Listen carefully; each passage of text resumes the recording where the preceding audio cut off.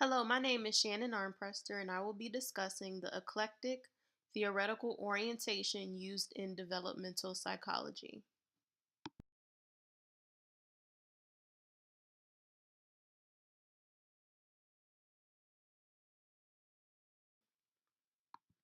The topics we're going to cover today, we're going to define development, define eclectic and eclectic theory, discuss what the eclectic theoretical orientation includes, discuss why it was created, and provide pros and cons of this theory.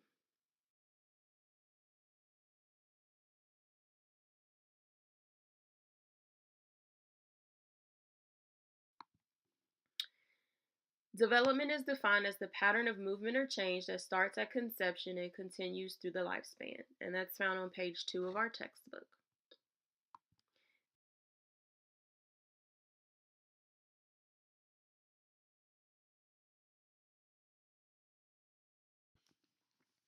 Merriam-Webster defines eclectic as one who uses a method or approach that is composed of elements drawn from various sources.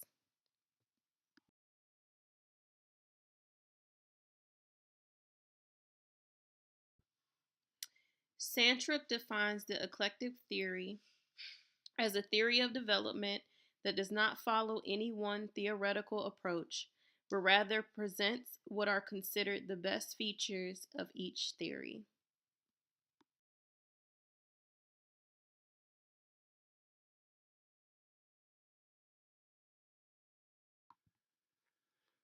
And this is just a comparison of the theories of development, which is found on page 25 of our textbook.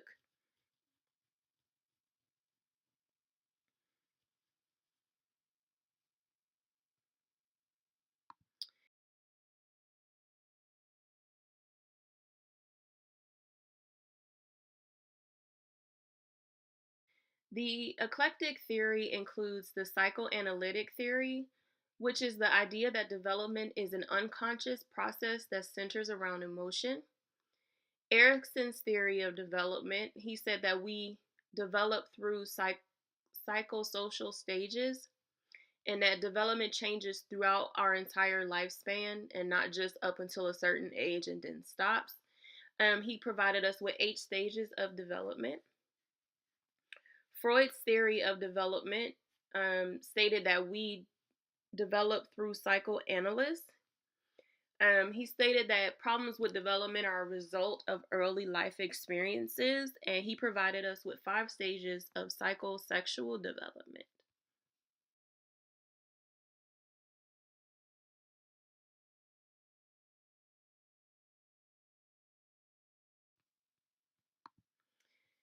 Cognitive development emphasizes conscious thought. Paget's theory states that as children develop, they actively construct an understanding of the world, and he provided us with 4 stages of development. Sorry if I pronounce this gentleman's name wrong. Wachowski's theory of development stated that social interactions and culture guide our development, and that using inventions of society such as mathematical systems and language also guide our development. Information processing views is just the thought that we utilize, monitor, strategize, and manipulate information, which guides us through our developmental process, and that memory and thinking processes are central to our development.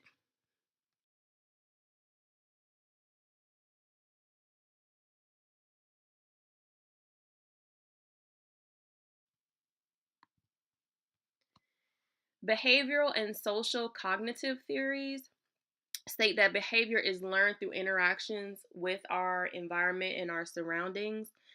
Skinner's operative conditional conditioning theory, states that development is through behaviors, basically, that our behaviors are directly influenced by the people that surround us. He stated that behaviors that are rewarded will likely reoccur, and behaviors that are punished will less likely occur. Bandura's social cognitive theory states that environment, behavior, cognition, and person are all factors when it comes to our development, and that the cognitive process is linked to surroundings and behavior.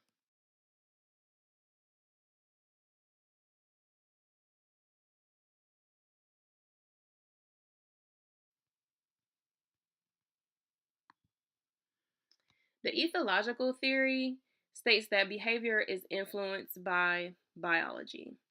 Bowlby stressed that caregiver attachment during the first year of life directly relates to behaviors that we have throughout our entire life. The ecological theory states that environmental factors influence development.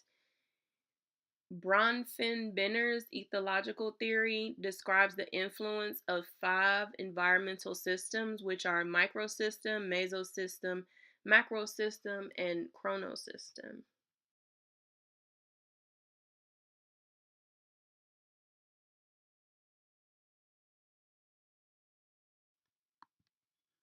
So, why was the eclectic theoretical orientation even created? It was created because there is not one theory in existence today that can fully describe or explain lifestyle development in its entirety because it is so complex. We are such a complex group of individuals. We all develop at different stages in life. I know my son didn't walk till he was 15 months. They were so concerned about his walking, but my son started talking at 6 months. So they said he was more concerned with his verbal skills as opposed to his motor skills. My daughter, on the other hand, she started walking at 9.5, 10 months. We made her walk everywhere, and literally, she just stopped and refused to do it after that. So, we're not a one size fits all group of people. We all develop at different stages in life. That doesn't mean that we're going to be unsuccessful in life or that we're going to be more successful in life. It just means that we're all different.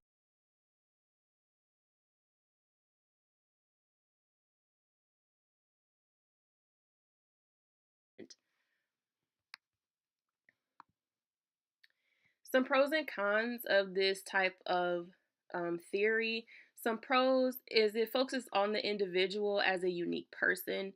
Um, a plan is developed specifically for that individual to help them meet their next developmental goal. There's flexibility to use what is necessary for each specific situation. Some of the cons are it can be confusing and it's kind of hard to evaluate and contribute to research when you're not sure which step helped someone get to the next phase of development.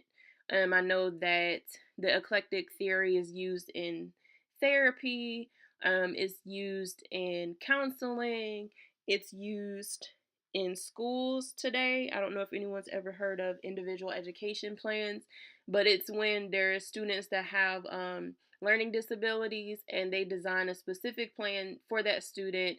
The student, the parents, and the staff at the school, they all come together and they come up with a plan. Okay, this student will meet this goal. This student will turn in 80% of their homework, or this student will get this percentage of classwork done in class. And it's just a really good way to show we are unique, and we all develop at different stages. We all have issues. Some of us don't have issues. I mean, we just are different. So I hope this helped you understand the eclectic theory a little bit better. Like I said, it's used all throughout different things. It's used in schools now, it's used in therapy, it's used in counseling. I even saw where it's being used at some larger organizations that have to do with like cars and things like that. They're fitting the actual plan, whatever that plan may be, to the actual individual as a person or the individual themselves, as opposed to saying, okay, you have to fit this box. You have to fit into this. It's kind of like the Montessori school. Oh, you have to learn this way, or you have to do this way. And when that's not really the case. Thank you for listening. Hopefully, I didn't ramble too much, and have a great day.